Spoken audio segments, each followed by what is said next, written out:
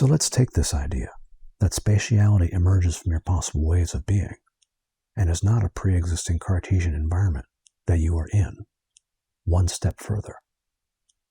Let's say that you are looking out the kitchen window. Your bike is leaning against the garage with a flat tire. It's a nice day, and you see a patch of blue beyond, the lake.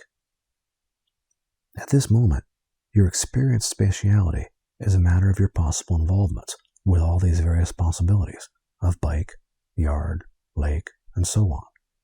Your degrees of possible involvement with all these things. The bike does not show up for you as a piece of metal. It shows up as something you are already involved with and as a range of your own possible future involvements. You could fix the bike. You could put it in the garage. You could go look at it and see if the tire was still flat. So the bike is near and offers a number of ways of being. The lake does not show up just as a meaningless patch of blue color. It shows up as the lake, a possible involvement, but of lesser probability because of all the intermediate actions necessary to involve yourself.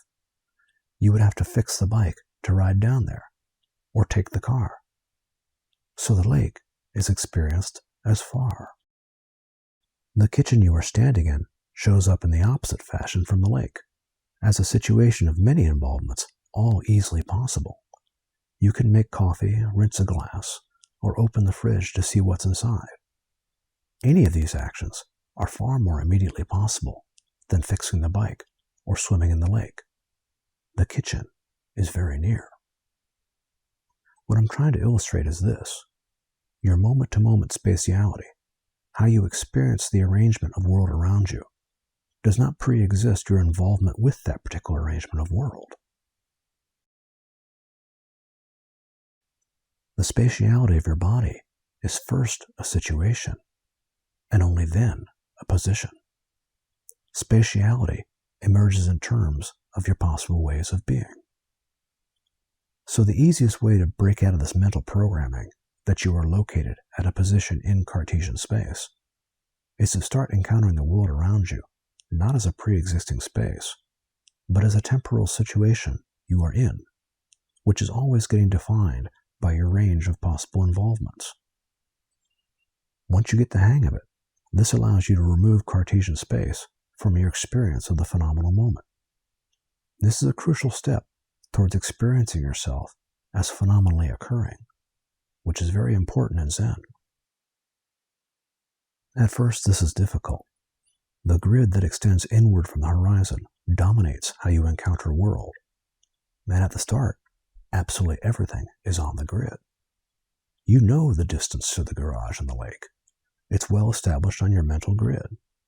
So that's where the bike and the lake are, on your mental grid. What you have to do is start paying attention to what is actually going on in your perceptual field. Most of us don't do this. We substitute in words like bike, lake, garage. We live on our mental grid from moment to moment, and that grid is spatialized. Things are separated by empty space, so space seems to come first.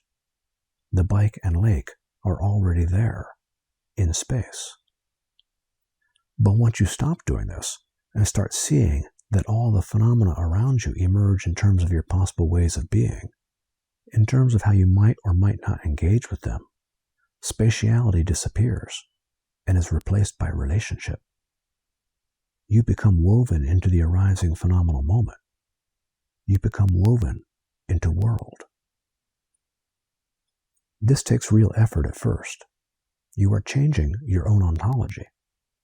Instead of encountering world as a pre-existing Cartesian grid full of isolated objects, the lake and bike are arising into this phenomenal moment of you, and you are arising into future phenomenal moments of lake and bike.